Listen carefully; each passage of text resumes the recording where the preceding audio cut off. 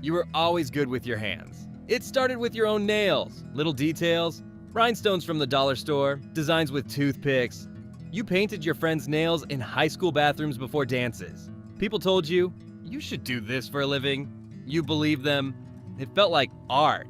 It felt like peace, making something beautiful out of nothing. Watching someone light up when they saw their hands transformed. You thought, this could be it. This could be my thing. You imagined a clean little salon with warm light and soft music, loyal clients who tipped well, a space you controlled, a creative career where you got to help people feel good about themselves. So you went for it. You took the classes. You practiced on plastic hands and real ones. You inhaled acetone in tiny rooms and pretended it didn't sting. You passed the tests, got licensed, got your first job at a strip mall nail spot next to a vape shop and a payday loan center. Your first day, you wore your best clothes. Hair done, nails perfect. You felt proud. That lasted an hour. Your first client barely looked at you. She pointed to a picture on her phone and didn't say a word for the next 45 minutes. You tried to ask questions. She didn't answer, just scrolled, didn't tip, didn't smile. You thought maybe it was just her. But then it happened again and again. You realized something? People don't really see you. They see the chair, the polish, the price board. Not the person bent over their hands for an hour trying to make them feel confident. You learn quickly that being a nail tech isn't just painting nails. It's physical labor. It's sitting hunched over for hours with no real breaks. It's breathing chemicals that sting your throat and make your eyes water. It's soaking feet, scrubbing heels, listening to people vent while you file their nails down to nothing. You start carrying pain in your lower back, in your shoulders, in your wrists. You learn how to hide it. You stretch your fingers between appointments like a pianist trying to keep going mid-recital. You smile. Always. Because if you don't, they'll say you're rude, cold, unprofessional. But inside, you're already starting to see the cracks. You thought this would be beauty and connection. Instead, it's learning how to keep your head down while someone talks to you like you're invisible. Or worse, talks about you like you can't understand. You learn the hierarchy real quick. Hairstylists get glamour. Lash techs get Instagram followers. Nail techs? You get ghosted after no shows and blamed when a chip appears 4 days later. Never mind the work you put in, never mind the quality. All they see is the flaw. Still, you keep going. Because when someone does smile, when a client hugs you after you bring her nails back to life, when a nervous girl says, "I've never liked my hands until today," you remember why you started. But you also start wondering, is this how it always is? Bent over, breathing chemicals, smiling through soreness, watching your art walk out the door while you stay behind, forgotten in the fumes. You learn to get fast. Not because you want to rush, but because you have to. Clients don't want to sit for 2 hours. The shop books back to back. You're expected to finish a full set in 45 minutes, fill in 30. No lunch, no buffer, no excuses. You stop drinking water before work because you don't have time to pee. Your shoulders stay tight. Your neck clicks when you turn too fast. You bend forward so long your spine starts to curve. You wear a mask every day, not for safety, but for survival. The smell of acrylic burns your throat by noon, but you keep going. Because cancellations don't pay bills. You get used to being on your feet, even though you're sitting. It's a strange pain, like your body's locked in one shape. Your lower back throbs, your wrists go numb, you start sleeping with wrist braces. Heating pads become part of your nightly routine. You Google early carpal tunnel symptoms more times than you care to admit. The clients never see it. They see your smile, your steady hand, the perfectly shaped coffin tips. They see luxury, even when you're barely scraping by. And then there's them. The ones who talk down to you, who wave their hands in your face and say, "You missed a spot." The ones who FaceTime their boyfriend the entire appointment and never once acknowledge you.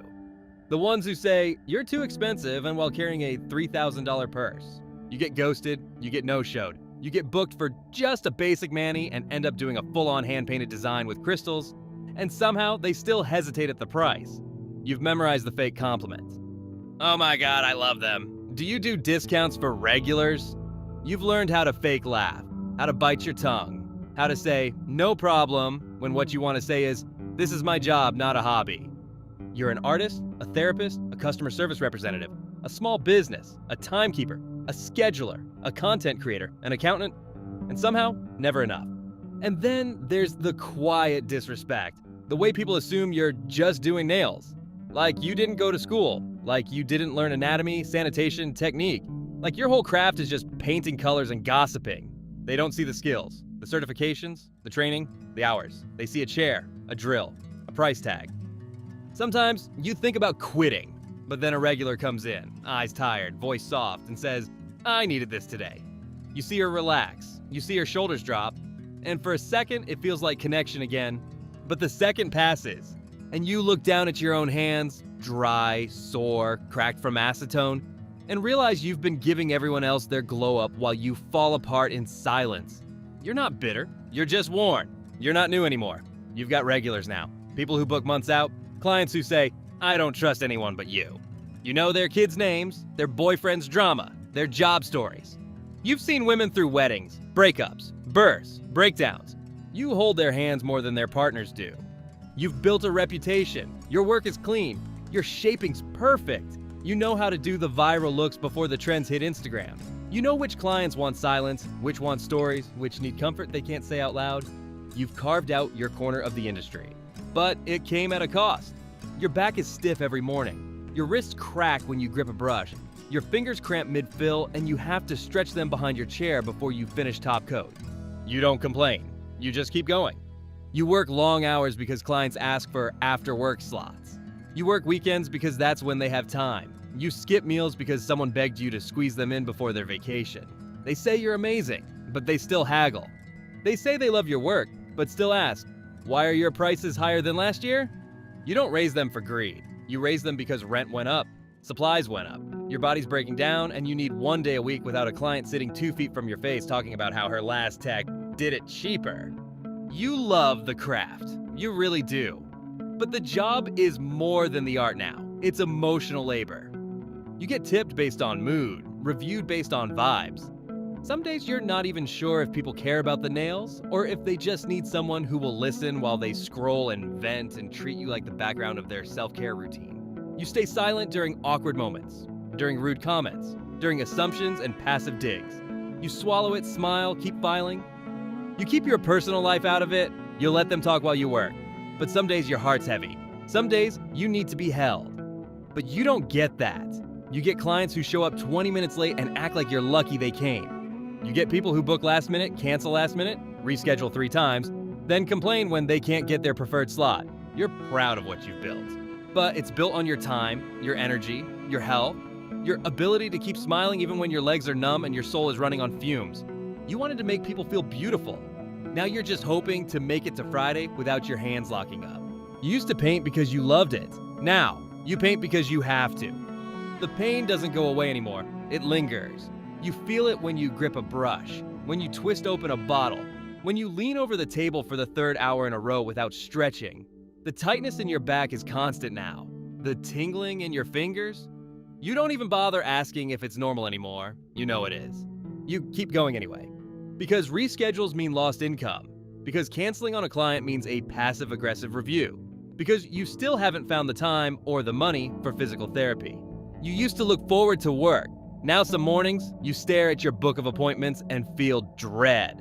Not because you hate the work, but because it never ends. There's no clocking out when you're your own business. There's no HR to protect your health. Just another set, another client, another text saying, "Hey babe, can I come in real quick for a fix?" You say yes even when you're tired, because you don't want to seem ungrateful. You don't want them to go somewhere else. You don't want to lose someone who finally started tipping right.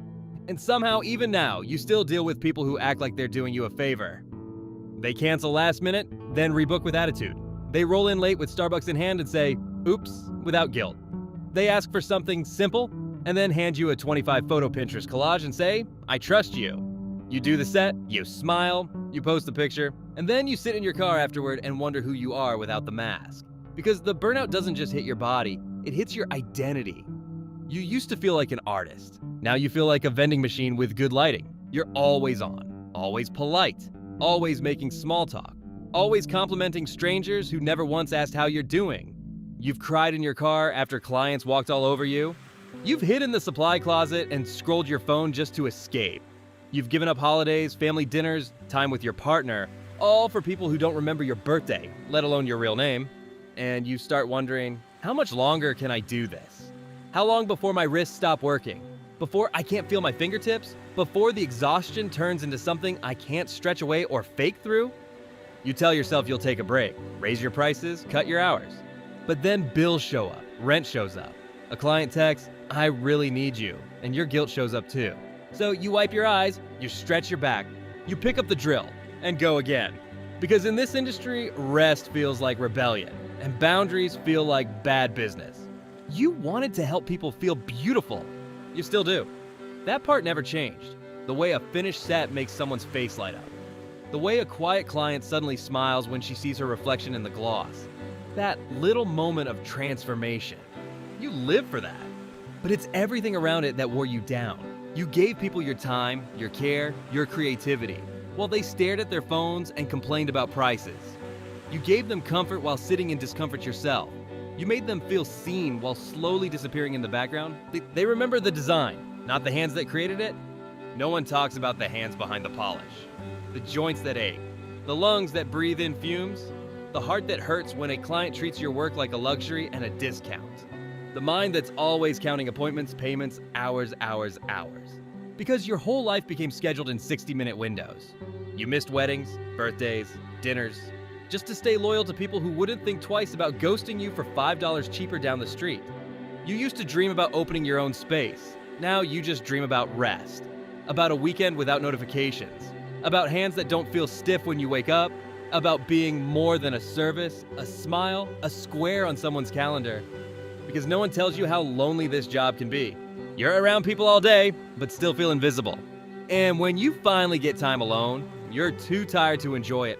Your passion became your paycheck, and now you can't tell the difference between doing nails for love and doing them just to survive.